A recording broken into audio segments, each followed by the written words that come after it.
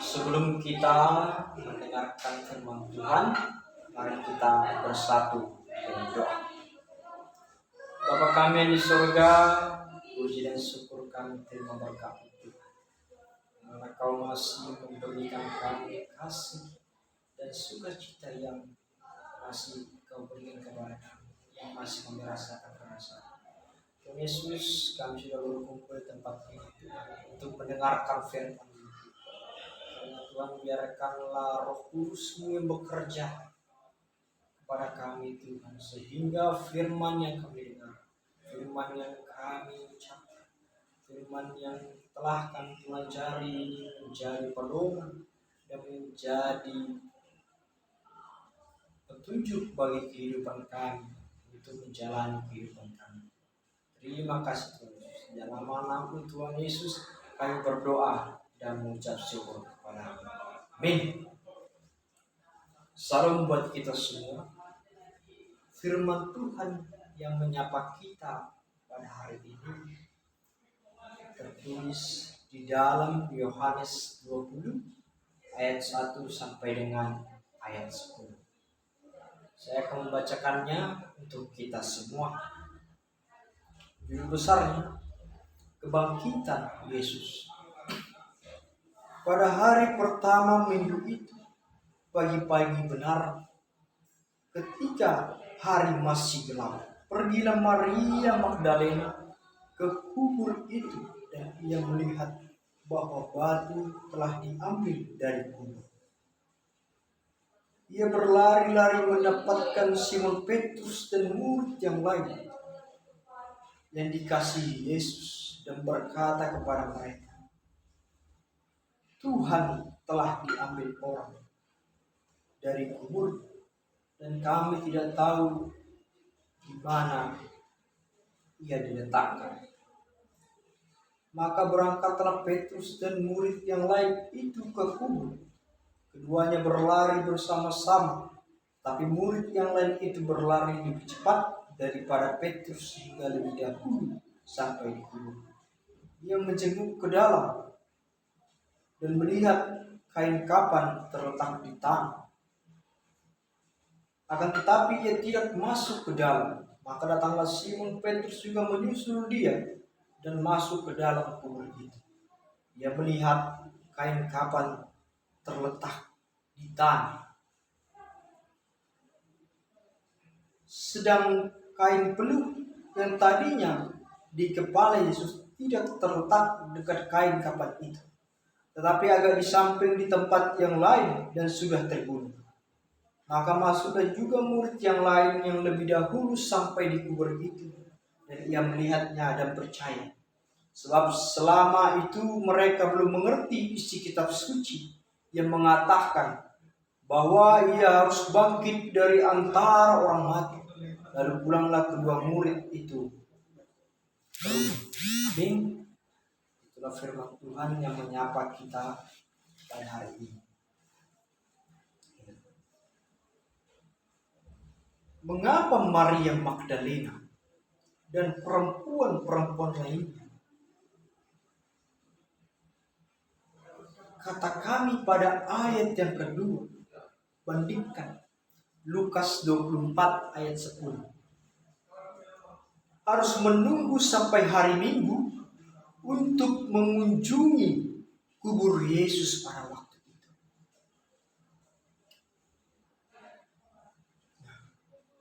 Ini menunjukkan bahwa ketaatan mereka pada hukum Sabat, bahwa di dalam bangsa Israel pada waktu itu, atau bangsa Yahudi sewaktu itu, bahwa pada hari Sabat orang tidak boleh melakukan pekerjaan. Boleh kita lihat dari Keluaran 20 ayat 9 sampai 10 dan bandingkan Yeremia 17 ayat 21 sampai 27. Dan orang-orang Yahudi yang taat tidak akan melakukan pekerjaan apapun pada hari itu. Dan juga jika ada orang yang melanggar hari itu, ia berdosa berat. Karena mereka percaya bahwa hari Sabat itu adalah kudus. Dan juga sehingga mereka tidak boleh bekerja pada hari Sabat. Sehingga mereka melihat kubur Yesus di hari Minggu pagi-pagi sekali.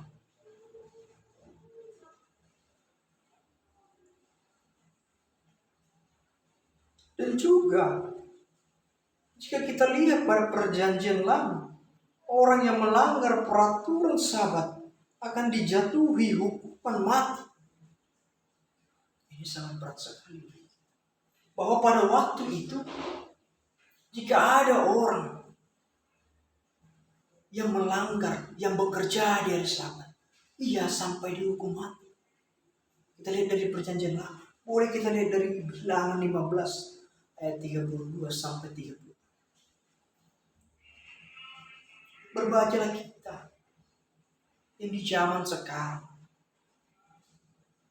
kita masih tidak ada peraturan untuk hukuman mati jika ada orang yang bekerja pada hari ini. Tetapi di perjanjian lama kita lihat orang yang melanggar pada hari Sabat itu bekerja, ya sampai dihukum mati. Begitu kejam, begitu keras peraturan yang ada pada zaman ini. Dan juga bahwa pada waktu dahulu mereka hari Sabat itu adalah hari Sabtu.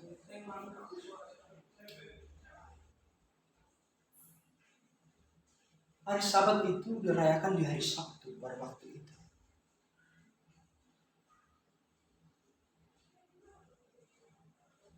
Tetapi kita mengapa merayakan di hari Minggu untuk memuji memuliakan Allah? Karena pada hari Minggu disitulah kebangkitan Tuhan Yesus terjadi. Sehingga orang-orang Kristen mulai beribadah di hari Minggu. Boleh kita lihat dari Yohanes 20 ayat 19, Kisah Para Rasul 20 ayat 1 Korintus 16 ayat.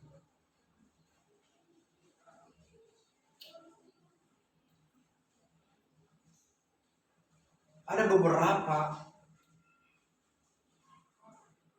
pembahasan yang dapat kita pelajari dari firman Tuhan kita.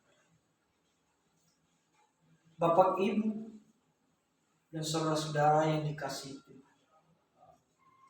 bahwa yang dapat kita lihat dari firman Tuhan kali ini,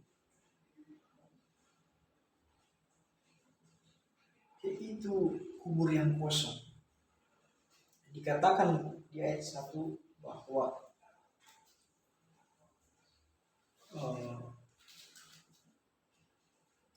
pada hari pertama minggu itu, gelap-gelap pagi-pagi benar ketika hari masih gelap, pergilah Maria Magdalena ke kubur itu dan ia melihat bahwa batu telah diambil dari kubur dan kubur kosong.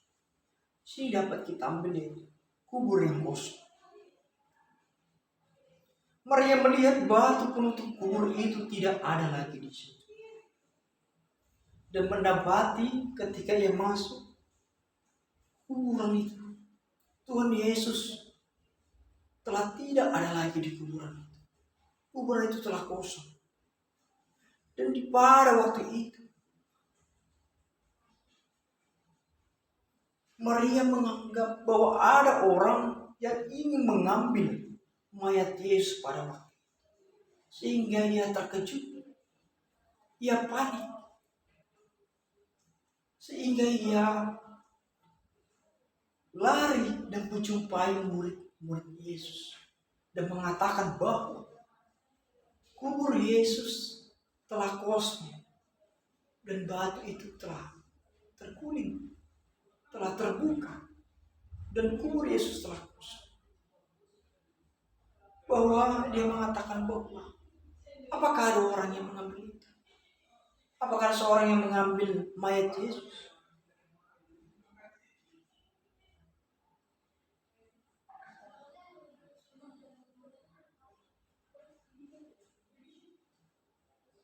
Di sini Maria belum menyadari apa yang terjadi. Seandainya yang mengerti dengan benar, tidak ada lagi yang membahagiakan. Jika kita tahu bahwa orang yang kita kasih telah bangkit dari kematian. Batu itu disingkirkan bukan supaya Kristus yang telah bangkit itu bisa keluar dari kubur. Dengan kuasanya ia bisa menembus tembok atau ruangan yang tertutup sekalipun. Sehingga jelas ia tidak membutuhkan penyingkiran batu yang menutup pintu kuburnya itu. Kalau demikian, mengapa batu itu disingkirkan? Bahwa ini untuk menunjukkan bahwa kubur sudah ditaklukkan oleh kebangkitan Yesus. Dan supaya para perempuan dan murid bisa memasuki kubur itu dan melihat kenyataan bahwa ia telah bangkit dan mengalahkan bangkit. Kubur yang telah kosong menunjukkan bahwa kebangkitan Yesus juga bersifat jasmani, bukan saja rohani. Dan juga ini dapat kita ambil bahwa pakaian kematian telah ditanggalkan. Setelah Petrus dan Yohanes sampai di kubur itu, mereka hanya menjumpai kain kapan dan kain peluh yang sudah tergulung. Bahwa di dalam kitab Yohanes ini, penulis kitab Yohanes menggambarkan keadaan yang teratur dalam kubur pada saat itu. Ini menunjukkan bahwa mayat Yesus bukan dicuri orang. Kalau demikian mereka pasti akan mengambil mayat Yesus beserta kain kafan. Jika ada orang yang ingin mencuri mayat Yesus, pasti dia akan mengambil kain kafannya juga.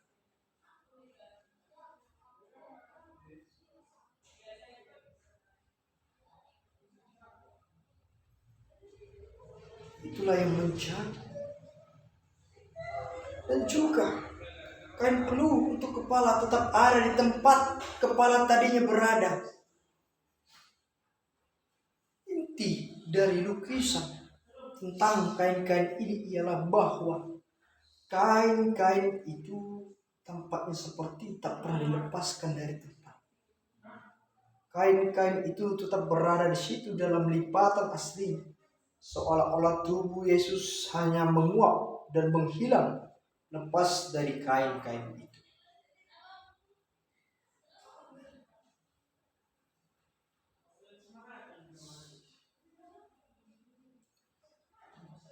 Dan juga firman Tuhan yang ingin disampaikan pada kita hari ini, Bapak Ibu dan saudara-saudara yang terkasih, kita harus percaya bahwa Tuhan hidup dan selalu menyertai kita. Mungkin di saat ini banyak Bapak Ibu dan saudara-saudara sekalian yang banyak permasalahan, banyak pergumulan yang dialami, banyak hutang-hutang. Bahkan bagi mahasiswa, bagi anak-anak perkuliahan, bagi anak-anak sekolah yang di masa pendidikan, banyak sekali yang membuat kita sering terjebak. Di sini firman Tuhan yang menyapa kita pada hari ini ingin menunjukkan kuasa Tuhan, bahwa Tuhan mampu mengalahkan maut, bahwa Tuhan ingin memberikan kekuatan dan kepercayaan kepada kita sehingga kita mampu dikuatkan.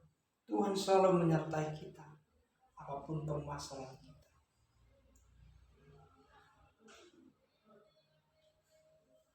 Siapakah orang yang tidak bersuka cita jika orang yang dicintai telah bangkit dari kematian? Tentu pertama sekali kita akan merasa takut jika ada seseorang yang tiba-tiba bangkit dari kematian. Mungkin di zaman sekarang mungkin hanya mampu bangkit dari kematian, dihidupkan kekal.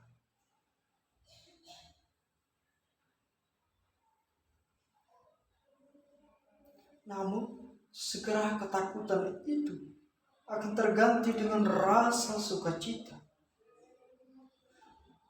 Demikian juga yang terjadi dengan para perempuan dan para murid. Sekalipun hati mereka masih diliputi berbagai pertanyaan, namun sebuah pengharapan telah mulai tumbuh di dalam hati mereka. Setelah melihat kubur yang kosong dan kain kafan serta kain peluh tergulung rapi, bahwa pada waktu itu juga banyak orang yang tidak percaya bahwa Tuhan Yesus telah bangkit.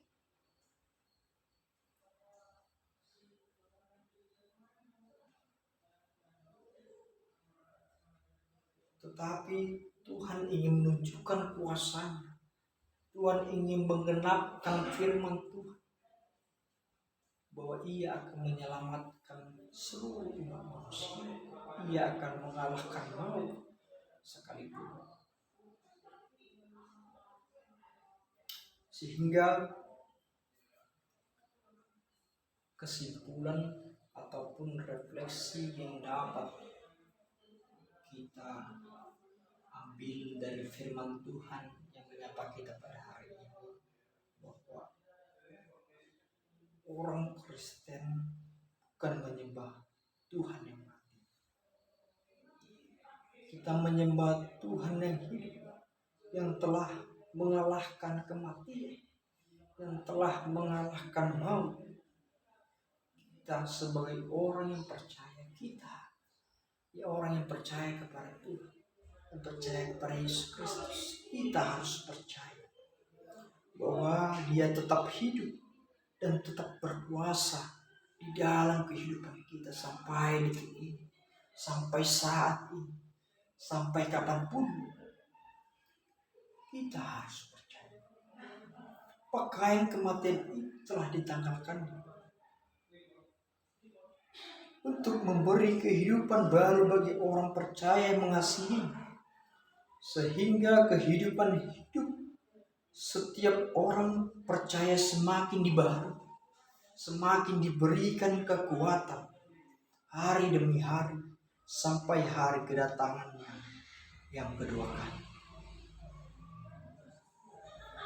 Di dalam firman Tuhan kali ini kita diajak untuk semakin membaharui diri, membaharui tingkah laku kita, membaharui perkataan kita, membaharui pikiran dan perbuatan kita ke arah yang lebih baik, ke arah yang berkenan pada kehendak Tuhan. Mari Bapak Ibu dan saudara-saudara sekalian, kita tanggalkan pakaian kematian yang selama ini menyelubungi kita. Mari kita kenakan pakaian kehidupan yang telah diberikannya. Jika selama ini kita masih membenci dan dendam terhadap seseorang, terhadap orang lain, marilah sejak sekarang,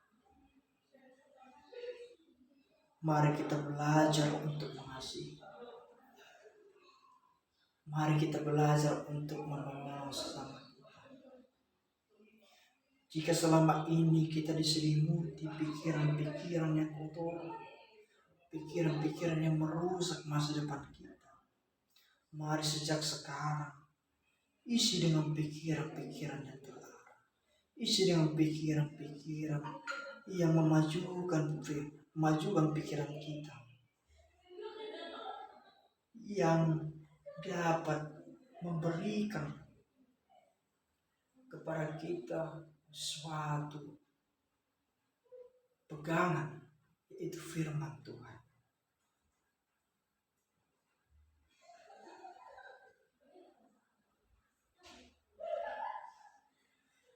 Jika selama ini kita malas mengikuti persekutuan, marilah sejak sekarang kita meringankan langkah untuk mengikuti persekutuan. Pertanian, persekutuan seksi E, persekutuan Bapa, persekutuan anak, persekutuan sekolah minggu. Marilah kita mengikuti. Mari kita semakin mendekatkan diri kita kepada Tuhan, sehingga permasalahan dan pergumulan yang kita hadapi, kita tetap bersyukur kepada Tuhan.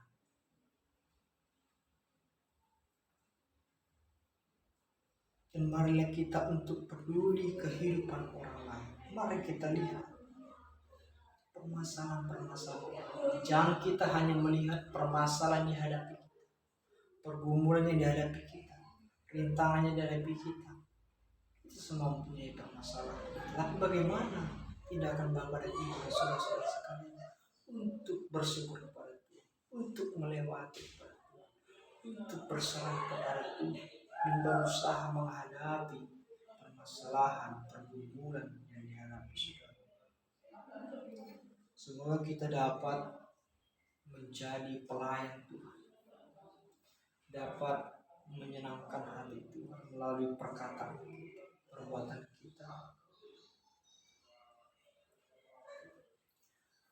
melalui firman Tuhan yang menyapa kita pada hari ini. Semoga kita semakin diberkati Tuhan. Semoga kita semakin dekat dengan Tuhan. Marilah kita meninggalkan perbuatan-perbuatan yang buruk, iri hati, kesombongan, dengki yang ada di pikiran, di hati kita. Mari kita hilangkan. Mari kita dekatkan diri kita kepada Tuhan.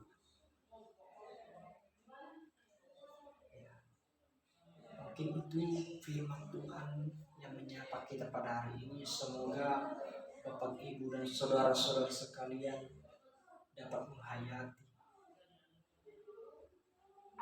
dapat merubah pikiran saudara untuk lebih dekat dengan Tuhan, untuk bersyukur kepada Tuhan. Amin. Amin. Mari kita bersatu dalam doa. Bapa kami di surga, puji dan syukur kami telah berkati Tuhan, karena Kau masih memberikan kami kesehatan, sukacita, dan berkat pada hari ini. Tuhan Yesus, kami telah mendengarkan firman-Mu Tuhan. Biarkan firman-Mu ini menjadi pedoman, pelita bagi kehidupan kami untuk menjalani kehidupan kami. Kami percaya Tuhan, meskipun banyak rintangan dan halangan yang kami hadapi di dunia ini, kami percaya Tuhan Tuhan kami ikut serta di dalam menolong kami, di dalam menemani kami melewati persoalan-persoalan yang ada. Berikan kami kekuatan, ajarilah kami Tuhan melalui Roh Kudus Tuhan daripada Tuhan, untuk mampu mengajari kami, anak-anak-Mu yang percaya kepada-Mu. Terima kasih Tuhan Yesus. Dalam nama Tuhan Yesus kami berdoa dan ucap syukur kepada-Mu. Amin.